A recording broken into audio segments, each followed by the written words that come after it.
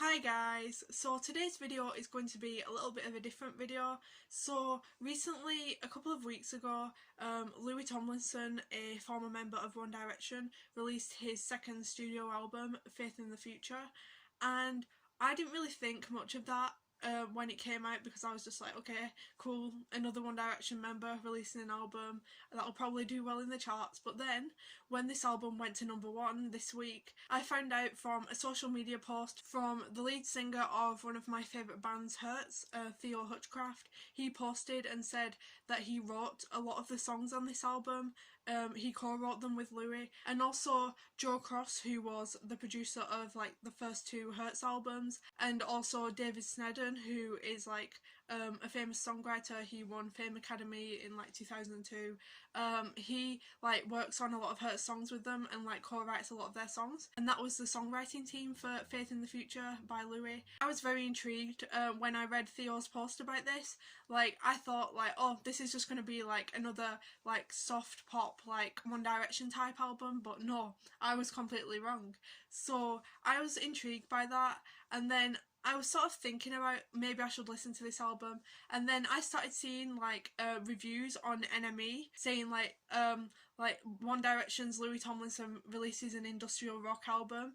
And I was just like, well, if Theo Hutchcraft is involved with making this album, and also like Joe Cross, who like is a member of the Cortinas now as well. I don't know if I mentioned that already, but like he's now the bassist in the Cortinas, and he used to be Hurt's producer. Like, if they're involved in this album process with David Sneddon as well, like this album is going to end up sounding like that. So that made me even more intrigued to go listen to this album. So I listened to it this morning, and honestly, I think it is such a good album.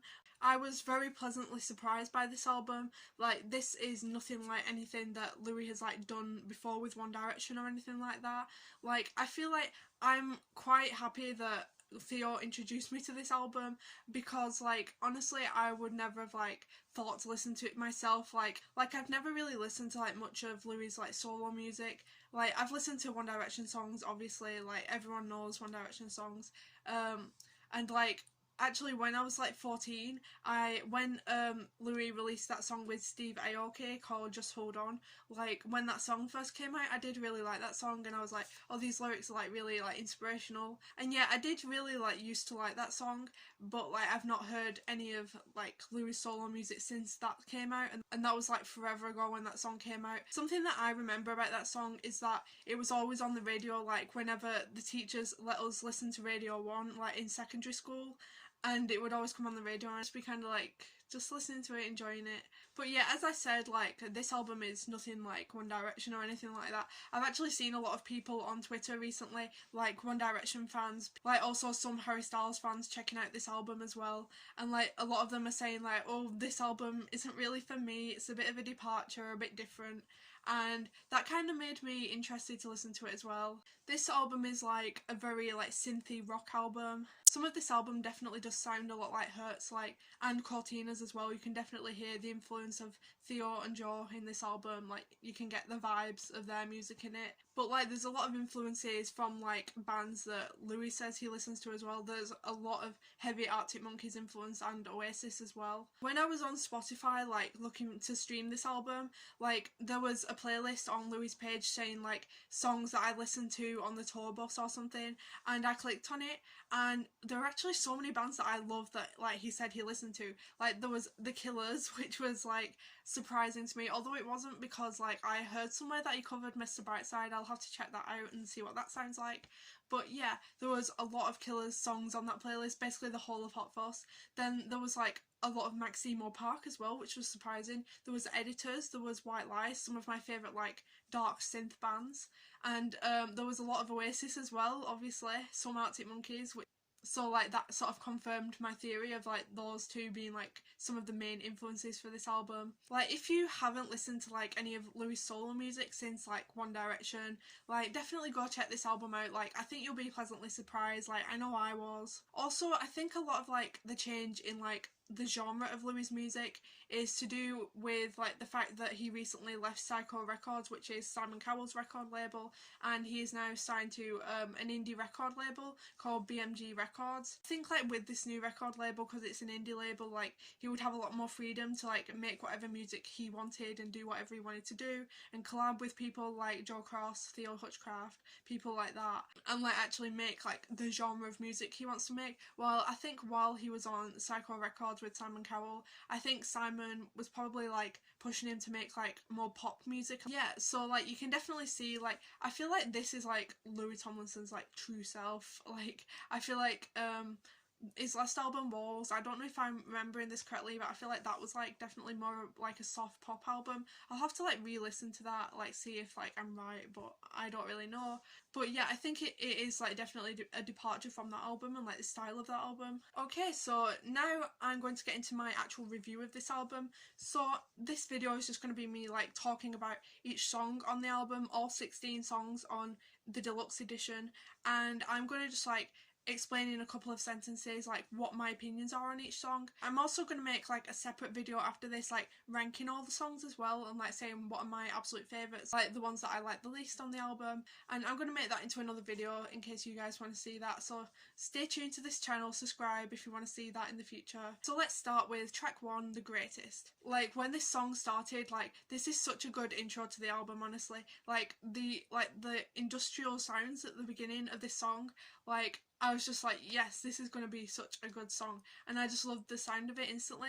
It was very Hertz though. I don't think Theo had anything to do with this song, but it did feel very Hertz, like he'd been taking a bit of inspiration from them and listening to their album. It reminded me a lot of like Voices, like the guitar, like the soft guitar bits, like as the song progresses is like Voices, but then the intro was like maybe like something from Exile, the album maybe.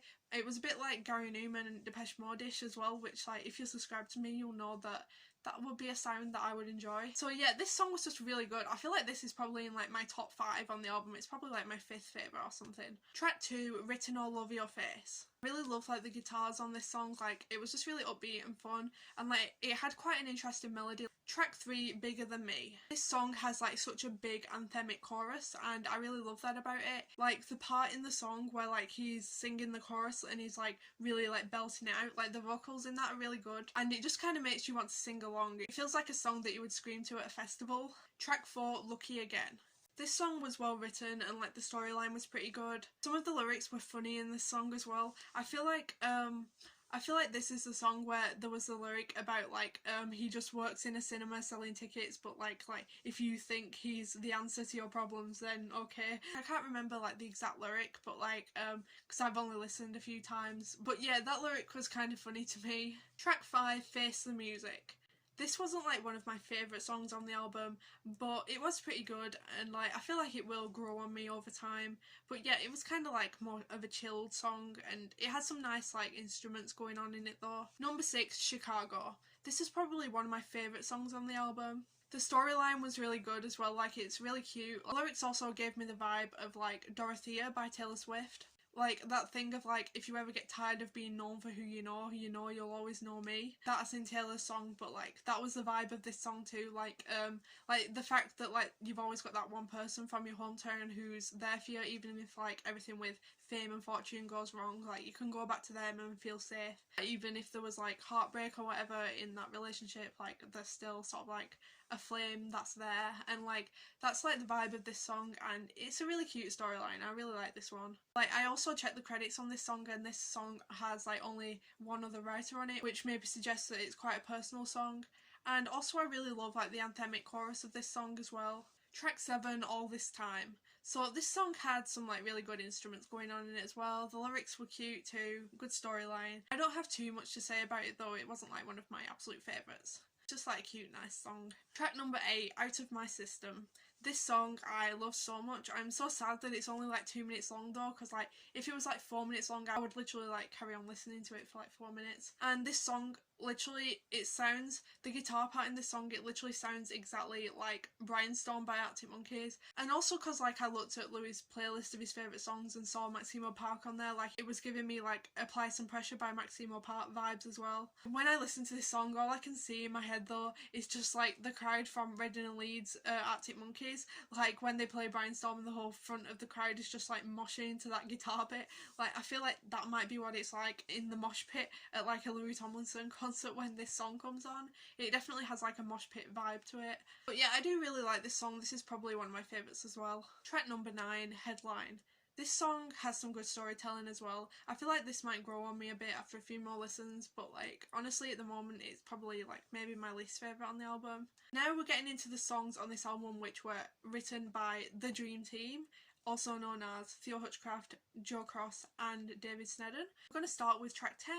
So track 10, Saturdays. The intro to this song, like, it is so hurts. It feels like something from like their 2010 album Happiness. Like it also sounds very Cortinas as well though, like one of the slower Cortinas songs. I can't remember like exactly which one it's reminding me of, but it does really remind me of like a specific Cortinas song. Also like the build up to the chorus, like it really reminds me of Something I Need to Know by Hertz from their album Desire. Also the fact that the song is called Saturdays, and obviously if you know anything about Hertz, Theo is obsessed with writing about Sundays and feeling lonely on Sundays.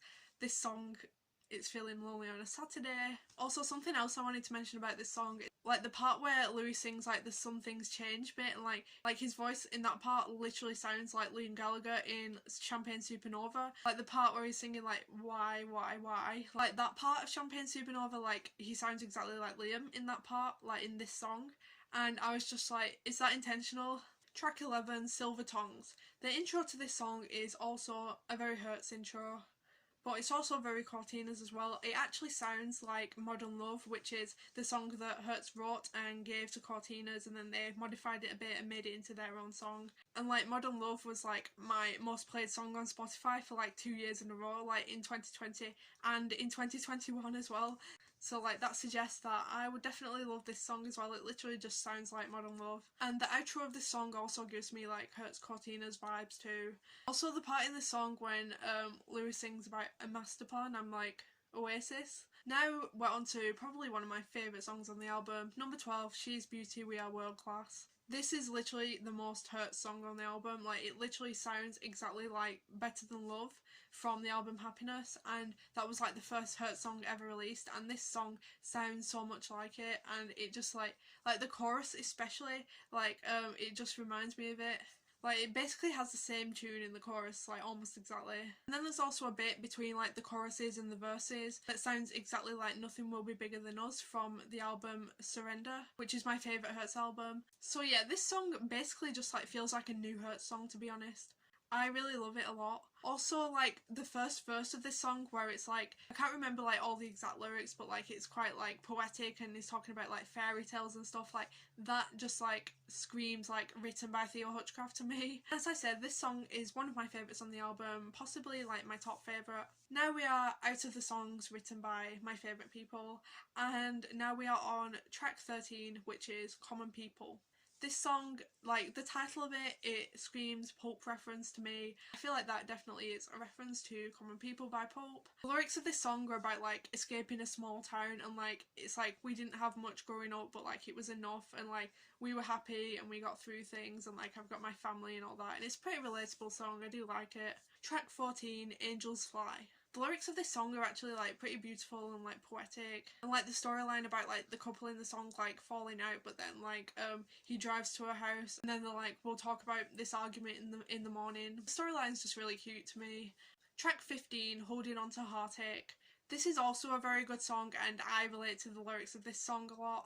Also the part at the end of the song where he's just sort of like belting out the lyrics and like properly kind of screaming, like to me like that feels like very appropriate for this song, because like it's kind of about like mental health and stuff, and like that sort of reflects like how it actually feels, like feeling like stuck in yourself kinda, and like trying to escape your own feelings. Like that part sounds like it'd just be like really satisfying to like scream to as well. Track 16, That's the Way Love Goes. This is also a well written song with a pretty good storyline, like the fact that it's about like the guy's perspective of a breakup, and like, it also reminded me like a lot of Cortina's. Obviously, like there are a lot of Cortina songs that like have this kind of vibe as well, like a northern guy perspective of a breakup. But yeah, overall I think this album was pretty good, and like I said before, like if you've not listened to like Louis' music before, or like you're thinking, oh, he's just like a One Direction member, like definitely go listen to his music, you'll be surprised. And yeah, that's basically it for this album review. Don't forget to stay tuned for when I upload my album ranking of Faith in the Future. And yeah, so don't forget to give this video a big thumbs up if you enjoyed it, and subscribe if you want to. Bye guys!